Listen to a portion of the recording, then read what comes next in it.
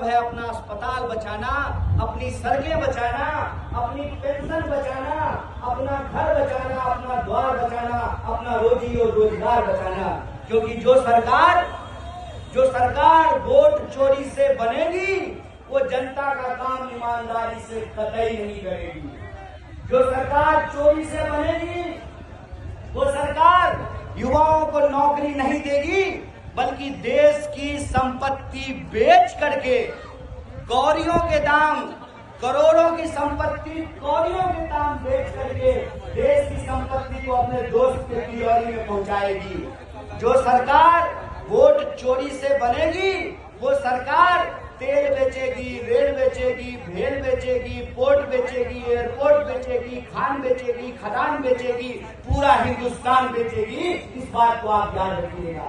इसीलिए इस वोट चोरी वाली सरकार के खिलाफ हमको लड़ने की जरूरत है।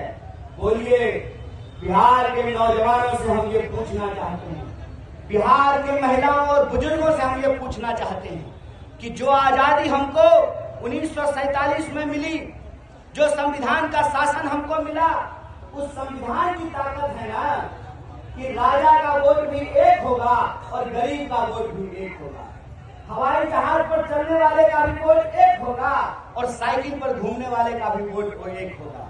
ये संविधान की ताकत है ना कि आईपीएस का भी वोट एक होता है और सिपाही का वोट भी एक होता है।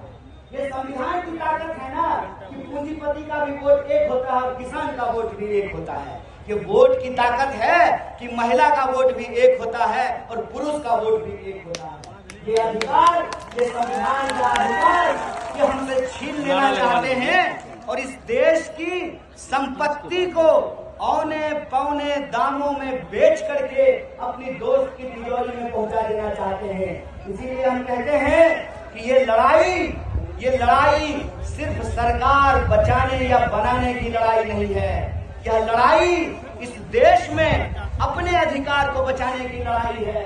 यह लड़ाई बेचने वालों और बचाने वालों के बीच की लड़ाई है। यह लड़ाई उन दो लोगों की बीच की है।